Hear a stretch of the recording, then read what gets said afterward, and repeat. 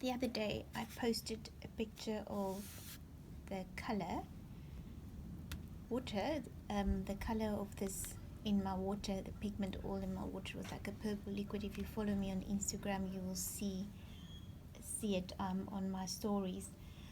And I thought I will quickly show all the colors that I used for this little eggplant. So the colors that I used, and I found the closest to this, because it's nearly like a black color, was alizarin crimson. So I mixed alizarin crimson with, let me just see, Payne's grey.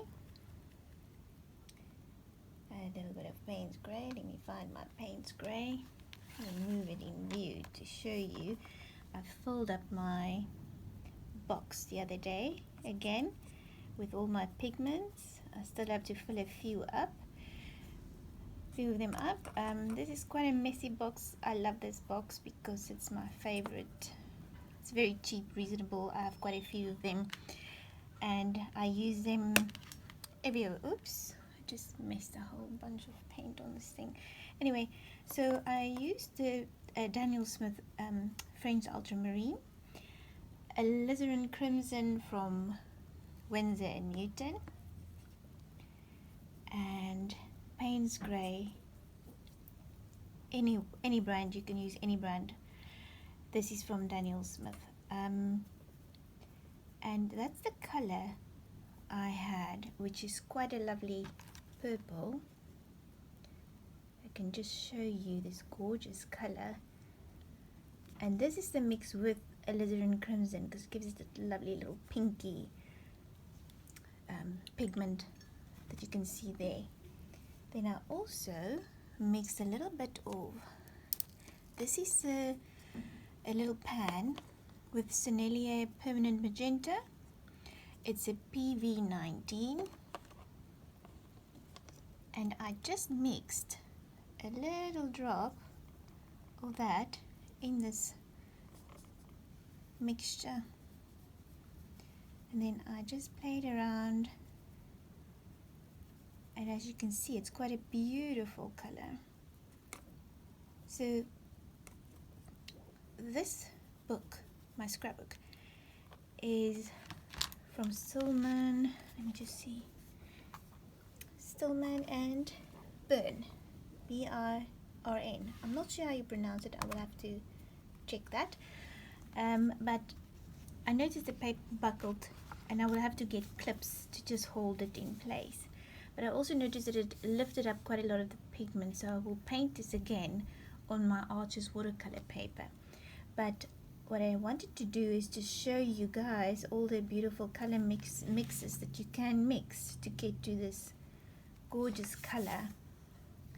And you don't just have to use, for instance, Winsor Violet, which is also, if you can see there, very similar. Let me just do it here on my study page, with a little bit of Payne's grey. You can get very close with that too, but if you want to play around with your color and you want to mix your own colors, you can get away with so many color mixes. And the thing is that you don't need to go out and buy so many paint tubes. I have quite a lot because I love paint, but you can get away with just 1 or 2 tubes to mix certain colors. I'm not saying you just need 1 or 2 tubes. You need lots of tubes, ladies, if you want to. Well, ladies and gentlemen, if you want to paint in watercolor. But what I mean is you can get away with certain pigments, just certain colors. So you don't have to go out and buy all the different color tubes. You can mix your own colors. So for instance, you don't have to go and buy, for instance, orange, because you can mix your own orange. But I recently ordered a beautiful translucent or transparent orange, which I will also share with you guys. not that I don't have. I've got a lot of beautiful oranges on mine. Just want to wipe this all up in my palette, but I just thought that I need a lovely orange because I heard it was such a beautiful color. And sometimes some colors are disappointing. It's not what you think it would be or what you think it would have been.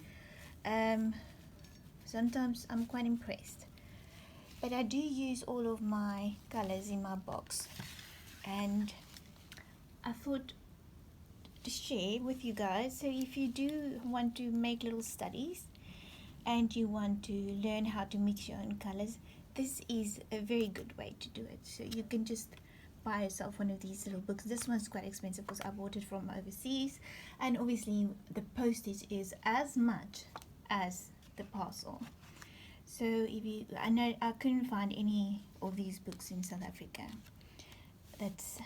This is quite a thick page. Now I cannot remember how thick this is, but I think it was 240 GSM. So it's quite a thick page. Yes, it buckles because it's not your normal Arches or Fabriano watercolor paper, but it's as good if you want to do little studies. So I highly recommend you buy one of these. And I've seen Fabriano has a few little sketchbooks. I haven't seen one from Arches. I should actually look. I haven't seen one from Arches, but I do know a few art stores that do sell them. And if you would like to know which ones I recommend, you can send me a direct message or a private message or email, and I will recommend a few for you.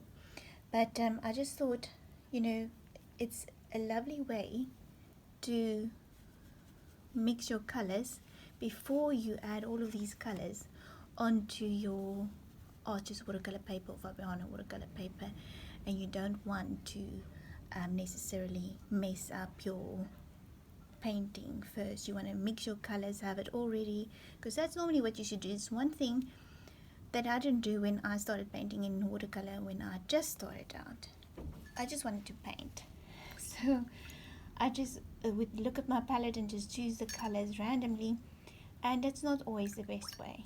You should sometimes just step back, take your time. Haste makes waste, so take your time and just choose your colors wisely, because it's a lot of work to go back and fix a painting. It's also a lot of money that you waste on your watercolor paper. And sometimes just mixing your colors, it's a fun way to see what you have on your palette, how you can mix it in colors, you know, which colors go with which. Obviously you should learn a little bit about your color wheel, but it's also interesting just to see what your colors on your palette, which colors complement each other. Then another thing that I want to show you guys is this little glass holder I have here. Is a little jam holder. Now some of my watercolor brushes are very expensive, like this one for instance. I ordered this from overseas, so you pay double what you would pay. For instance, if you live in America and you order in America, you will not pay as much as I do. So the thing is that if you have a glass with a very sharp edge and you constantly do this, you will ruin your brushes. So you will ruin the brush. So make sure that the edges are rounded of your glass and there's no chips. There's no chip on this one. It's a jam jar. They're very, very popular, these little jam jars. I've seen so many artists, watercolor artists, use them. And make sure there's no chip. You can use a cup, you can use a plastic tupper holder, whatever you want to use. I prefer glass because I can see the color of the water, and I change my water quite often. As you could see, this was dirty or clean water a few minutes ago, and I just dropped in some of this purple pigment, and it's all colored. Beautiful purple mixture. It looks like cool drink. So that's one thing. Be careful with your expensive brushes on very sharp glass edges. Another thing that I wanted to talk about is you'll always see lots of watercolor artists don't have cream on their hands. And the reason for that is the minute you put cream or oil on your hands and you touch your paper, if you go back and you paint over it and there's oil, the pigment will not be absorbed in the paper. So you'll always see that we have no cream on our hands. Our hands look very old and look like we never look after our hands, but that's not the truth. We do look after our hands. It's just that we have to make sure our hands are very clean when we paint so that we don't put any oil on the paper. And that's just a little bit that I wanted to share today. We took Tiger to the vet today and he has a little bit of an inflamed tummy, so he's on antibiotics. So I will be very quiet for today and tomorrow, and I thought I will just share this with you guys. Very important little notes that I find that's very important for me. Also things that I didn't know when I started painting.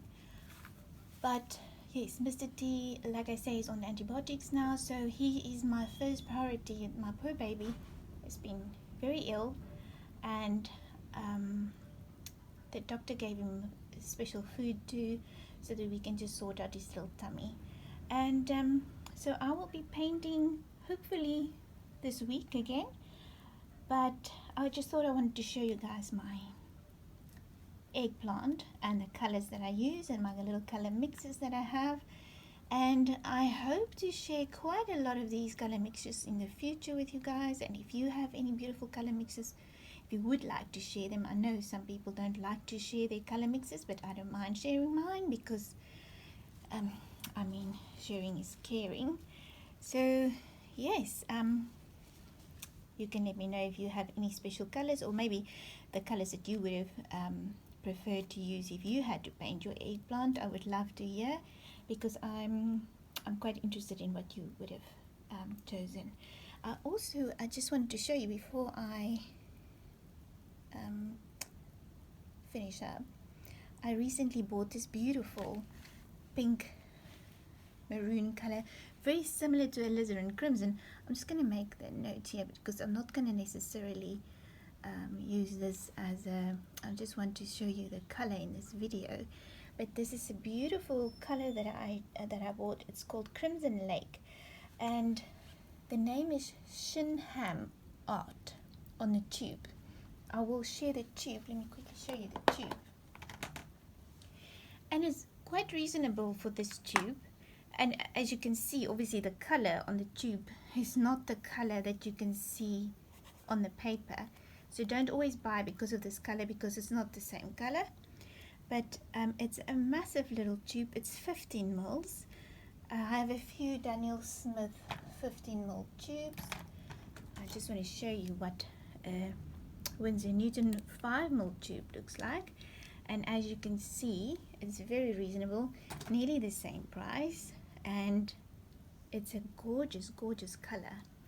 Now, if you had to use this color, eventually if you mix it and you start painting for quite some time, you will be able to mix with these colors a color to get to that. One day when you paint for a very long time, you will be able to. Or maybe you already know how to mix all of those colors. But it's just a few things that I wanted to share with you guys. And yes, let me know which colors you would have used if you had to paint this eggplant. Then I also wanted to show you my beautiful allium flowers. And as you can see, some of the seeds are falling out already, but they've grown up so much. They opened up so much now, and they are absolutely gorgeous. So I just thought I will share with you guys how beautiful they look. I have another one down in the kitchen. I took that photo with my agapanthus with that flower, so I just thought I'll share with you guys how beautiful this looks.